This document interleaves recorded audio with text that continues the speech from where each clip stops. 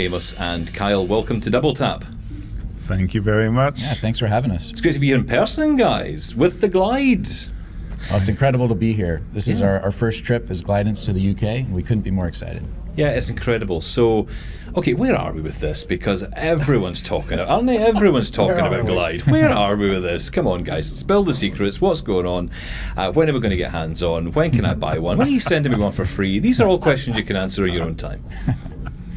You want to take that, Amos? Why don't you start, Kyle? All right.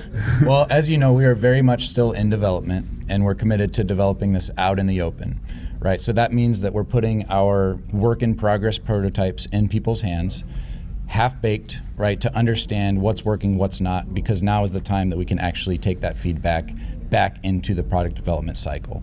So where we're at in that is we're assembling our alpha units in Boston. Those are going out for user testing and situations like this where we can have demos, both formal demo days and informal demo days at conferences like this one. We are training the software based on this custom hardware. So these alpha units have fully custom electronics that we've developed from scratch.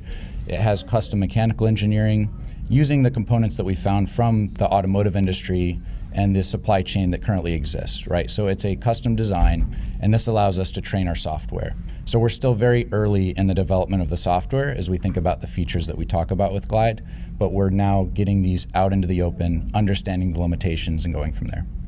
So you mentioned these are what we're calling the alpha prototypes. Correct. Yeah, these are the alpha prototypes. So first of all, I want to say Kyle here next to me is my co-founder and head of product. He's also got a pretty croaky voice today because he has really been all day. We are now at Site Village here, and this is our first time at Site Village, and there have been lines out the door people wanting to touch the device and get the experience, and Kyle has been not only providing demos but talking with everyone and listening to their comments as they walk, as they pause and consider, what about this, or have you thought about that, or this is like an all-day thing and an all-time thing that's going on, and this is exactly what these devices are designed for. Yeah, the alpha device here has the main mechanical features as Kyle describes it, but it also gives the user the experience, and we are now very excited that we now have pretty good autonomous experience where you can actually walk with the device. It can see the obstacles, it can see the people getting in the way, it can detect the tables, the chairs, the walls, and you basically walk. It's currently a little bit, it overreacts in certain situations, and so when you give it a chance, you'll feel that it overreacts. There's lots of tuning to be done at this stage, and at the moment it only reacts to what we call obstacles that are, we basically generally use the three terms: obstacles, overhangs, and cliffs. Okay, so obstacles are things like table chairs, things that stick out from the ground. Overhangs are things that are up in the air, and cliffs are things that go down. Like a side, yes. like an actual cliff. And a curb, steps going down, the edge of a platform, all of these things that you really want to make sure the device keeps you away from. This device will have that. It doesn't currently have that, but the software for that has been built, and that's actually a change we made recently. We added another camera, and when you look at the device, you'll see that there's a second camera that's pointing at 45 degrees down to locate those cliffs and locate more details around the environment. So all of these pieces of technology are coming together and like Kyle said, on the target hardware, so you can really, and we are really now starting to build the actual product. These are no longer prototypes. Yeah, and it's interesting because obviously the one thing that you've said time and time again, and I think it takes you to say it a few times, is that you are working with the community on this. It surprises people. It's no doubt. People are surprised by that. They hear that, okay, you're working with this, you're working with the community, you're working to build a product which is going to be, for the community, by the community to some degree. So when you get people feeding back, do you get the impression they're giving you this feedback, but thinking, yeah, they're not really going to take that into consideration because, they've already built this prototype, they're going to go and rebuild the whole thing again. Are people getting it, basically, is what I'm asking? I think it'd be great to hear what Kyle thinks, but we've been ourselves on this journey for, probably throughout the time that we have been talking with you guys, about how to put something in people's hands that is clearly not a finished product. Yeah, most people haven't had a chance to play with products that are not finished. And one of the things when we do our demo days, I emphasize, we're going to share with you work in progress. That means it is work in progress, right? It is not a finished product. But there's a challenge there, isn't there? Because there's reputational challenge for you guys, because you're putting something out there that isn't finished, saying we're working with you on this, but people are still trying it. They're still getting their first impression today. I mean, Kyle, that's what's going on, right? People are getting that first impression. It's an important first impression. It is an important first impression. I think that's why it's so important to set expectations and be very transparent about where we're at and let them know this is a work in progress and what to expect. Let them know that if the demo is going to start out with a controller so that we can understand how to turn with it, and then we'll switch to camera mode, right? It's about transparency. And for me in my career, I've worked on a lot of tech products and it's always been stealth mode, right? There's a fear of IP theft and all of these things, but ultimately that leads to a lot of times an inferior product because it hasn't really been thoroughly tested and incorporating feedback from the end customers, right? So we've kind of really flipped that on its head here, and we believe that the risks that might exist for anything as far as IP theft or anything like that are well overcome by the value that we get out of working with the community here. And we've learned along the way, like I said, early on, we really brought some of the idea of putting something in people's hands. You don't always tell them exactly how it works. You just you want to see how they respond to it, right? And so on. But we've learned that doesn't hold water. We have to kind of explain exactly what it is, and trust in people to be able to use their imagination to know where it's going, to be willing to understand that this prototype was designed for this, so that you can feel that, and imagine if that was with that and that and that, then so you really have to start to really help people build that imagination. And I just wanted to add right back to your original question. Yeah. I think what's been really encouraging that this is working is the fact that people have been able to see the changes, experience the differences from prototype to prototype. Since we originally kind of announced it and debuted demos at CES in January, we've gone through multiple iterations now. And granted, I will say, right, we get a lot of feedback, and there's no way that you can incorporate everybody's ideas into one product, right? There are tough decisions that we have to make, but we really take all of the emails and we process them with AI to analyze trends. We understand what kind of value is being created for the majority of people and how we can address these concerns that people have, right? And so I think it's important that when we show up, we show progress, we show these incorporated details, and we explain why we did this versus that. Well, I think people are noticing the progress, for sure, because it's so interesting to me when you watch the progress of the Glide development. And not only that, though, it's the people's reaction to it. Because I remember when this first, the news first broke about this new device, new mobility device, and there was a bit of, it's that vacuum cleaner, it's that toy lawnmower, Sure. I was part of that as well. I'm not sure. It was more, I don't know if my vanity will allow me to use something like this. But it's so surprising because almost everyone I talk to who starting at that point, I'm not sure about this, it looks a bit strange, are suddenly, wow, this is interesting. And a lot of people I know have already pre-ordered after going hands-on. And it's all about the functionality that you've implemented, from the start. The fact of the matter is that this seems to work for people. So people are interested. Hence the lines that you talked about today. Right. The lines for the demo were amazing, right? We appreciate everybody's patience if you're listening in, and we're a part of that queue. We try to get to as many people as we can. But that also means that we want to spend proper time with people, having a conversation, understanding what they want out of it, right? So it is something that as we get more devices built and we can expand our team, we can engage with a lot more people at events like this. But I just want to shout out and say thank you to anybody that did a demo with us today. We have to talk about the video, which has, launched 1,000 questions. And that is the video, of course, of you, Amos, using Glide. And when that video was released, within about an hour, I was getting emails from people saying, have you seen this video? You've got to check out this video. Of course, the next day on Double Tap, we were on it. We were talking about it because we were fascinated by it. I know you were listening in to that episode. You heard us ruminate about it. Immediately questions were asked about, how will it cope with stairs and how is it going to deal with all of that? There's a lot of questions came out of it. What was your reaction to our reaction, as in the blind community's reaction to that video? Delighted, excited. These videos are designed. We have a lot of people on our regular Zoom calls on a monthly basis, and people who join the community, and they're really looking for details.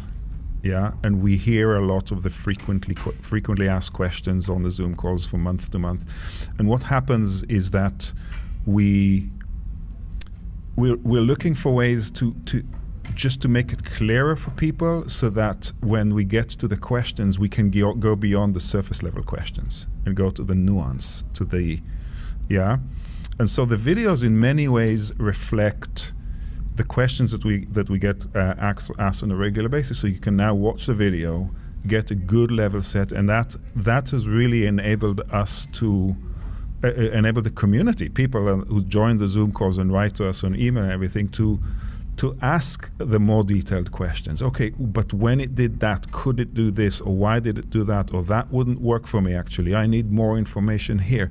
Yeah, so you really, so I consider these videos to be part of the prototypes. They're prototypes in the same way that these prototypes are, because they basically give you an understanding and experience. They stimulate your thoughts and feedback. I think, like I mentioned to you in one of my emails with you, Stephen, right, about that stairs question and what information people want when they approach steps. We have had essays written from folks about that particular experience, about the dealing with overheads. One of the interesting questions often comes up is, should Glide announce when it's dealing with an obstacle? And obviously you don't want a device to kind of talk to you all the time and tell you every tree that it's passing, right? But it's interesting that when it's an overhead, people actually want to know that it's didn't just zigzag for no reason. There was actually something hanging over here, right? Yeah. Like maybe the front of a store or something like that. So they actually want a different kind of information when it's an overhead. So you see what I mean? Like now we're getting to the nuance, not just a question, hey, will it deal with overheads? But when it deals with overheads, what? Yeah. So that's really what has been really exciting to get from these videos, and I think that the fact that we are able to convey more details about the direction of travel we're going with the design, I just think helps people understand exactly what it is and what we mean. So obviously feedback from the community is absolutely amazing, valuable to you, great for the community. But at what point do you say, okay, let's nail this down. We're not going to keep adding features and features and features. When are you going to make that decision to say, well, okay, we're not adding features and features. I promise you that. Okay. What it's really about now is locking down the hardware, because software we can change. Yes. Hardware, once it's locked down, it's locked down. And Kyle can explain that, because that's really the phase that we're in right now. Yeah, that's right. So as you know, with hardware, right, to make this a mass-produced product, there's a good amount of capital that has to be put out to invest in tooling for injection molded parts, for custom molds for the metal pieces, for the electronics. And those come with lead times on components that we have to put deposits on, et cetera, right? So we do have a timetable on the hardware, and that's going to be immediately concluding our beta testing in the January, February, March timeframe. That's when we'll kick off and make those investments. At that point, the hardware is going to be more or less locked. Now, what I would say is that we're trying to design the system in as much of a modular way as possible, meaning that the wheels can be removed, right, without tools, so that you could swap those. We can make improvements and updates in maybe different versions. The whole stem and handle assembly can be disconnected. And that allows for easier servicing, for upgrades down the road, right? So we're allowing for flexibility with the hardware, but for the most part, that's kind of the pencils down moment. And then we can iterate more on the software, the features, the user experience, and that's where these vignette videos really come in handy, and we'll continue doing those. Now, look, we've had a lot of feedback into the show, Amos.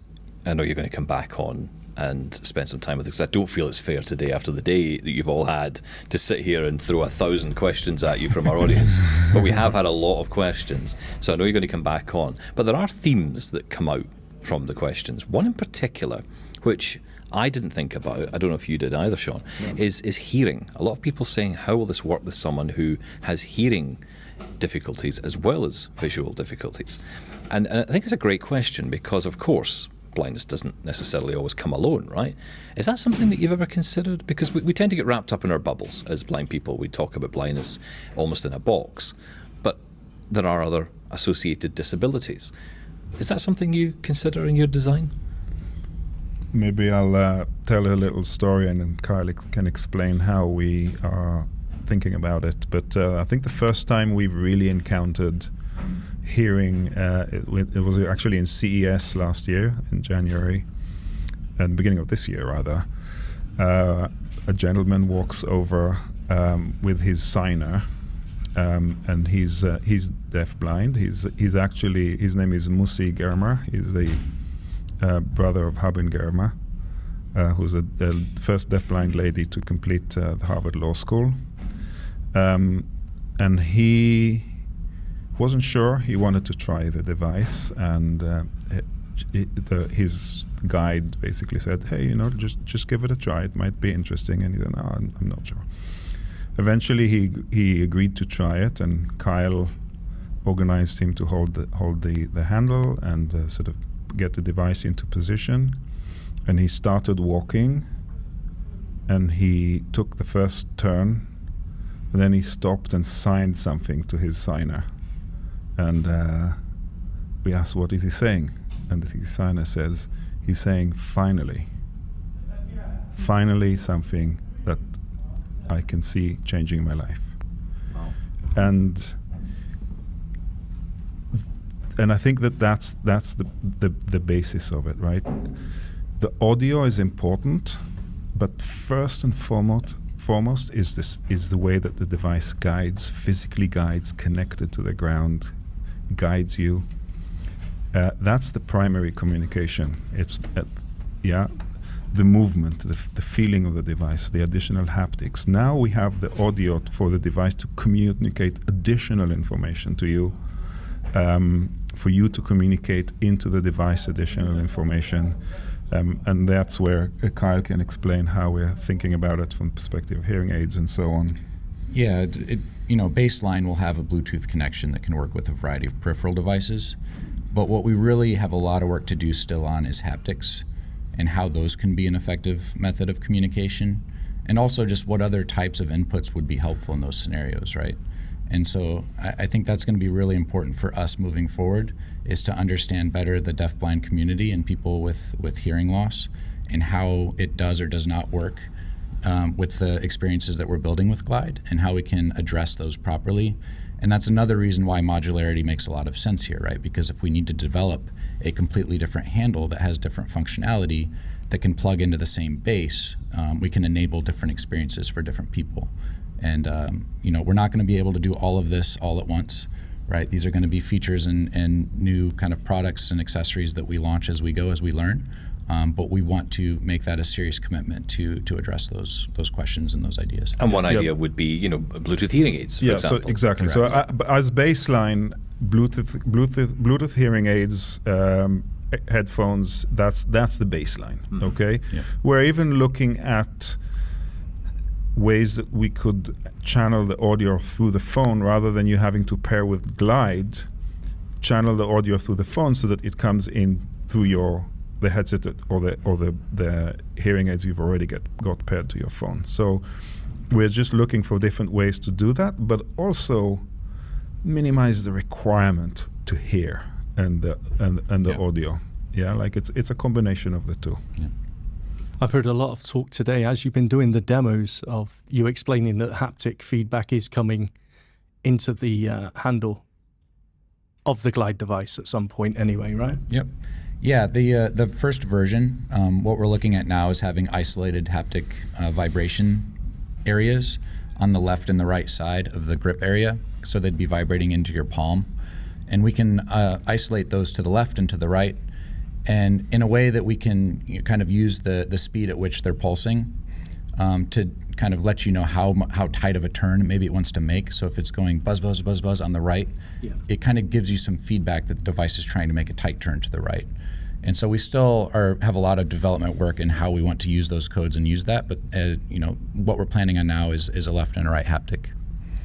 Well, like Amos said, it's a lot of firstly getting in that to the hands of the people that's going to use it, but it's it's the nuances of that feedback, as well as audio for overheads and things like that, but also if you're hard of hearing, how much haptic feedback do you need? Yeah. It's a and difficult also one. if someone wears gloves, right? If they're using this in the winter, exactly. Yeah. That's going to create barriers and issues, right? So there's a lot that we have to still think through and test, right? But at this stage, like we said earlier, like that's kind of stuff that we can iterate and tune with software. Like I said earlier, our goal at the moment is to make sure that we have those components in the device, that they work well, that people feel them well, that they can hear them well, that they connect the headset. So all the hardware elements are in place so that the software can really start. Initially we may have a limited set of symbols on haptics, and then it could be a profile that you tick a box to say I am hearing impaired, or I'd like a richer haptic set of symbols in the haptics, so there'll be a different symbol for a door and a different symbol for a set of escalators. So these are things that we can build out in software over time. So the plan is for these to be rolled out from literally from next year, right? So end of next year. How is that going? How's the planning for that going? Are we on track? We're generally on track. Yeah, I think it's an aggressive schedule, and really it's going to come down to any major architectural changes that would need to happen based on the testing, right? If these check boxes are able to be checked off, we're not having any major changes to the overall design and architecture, I would say we're still on track to hit that target. And I would say the other really exciting element here is the pre-orders and the first 1,000 or so people who will be getting those devices in the first towards the end of 25.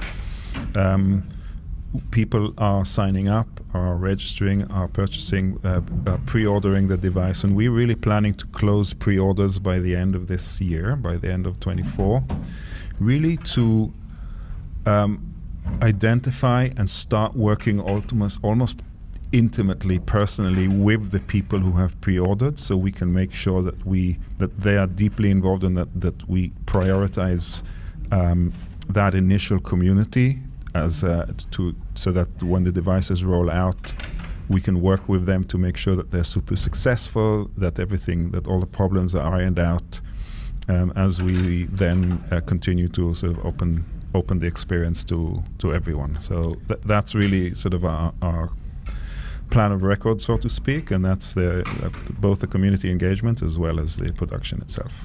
And maybe a fun thing to announce here is the fact that we've actually committed to our contract manufacturer. We've selected a partner, and we're moving forward with them. And this is a partner that I've worked with in the past that has built and delivered hundreds of thousands of products. They're used by some of the biggest tech companies in the world, but they've got buy-in from their upper management. They're excited about this project. We've been on weekly calls for the last 6 months. And so having the backing and support of our contract manufacturer at their caliber and willing to work with a startup like us at lower volumes to start, and then the ability to scale with us, that's just been a super exciting development for us, and we're excited to announce that here as well. These are huge milestones that enable us to have more and more confidence on the plans. And it gives confidence to those people who have put up the money now, which is fantastic. Amos, Kyle, thank you so much for being with us today here on Double Tap. It's been great talking to you, and we'll talk again very soon. Thank you so much. Thank you, guys. Thank you. Hi guys, Stephen here. If you want more content like this, then all you have to do is like and subscribe to the channel. And if you want to catch new episodes of Double Tap, you can do right here on YouTube every weekday from noon Eastern, or on AMI Audio across Canada, and of course, in your favourite podcast app as well. Thanks for watching.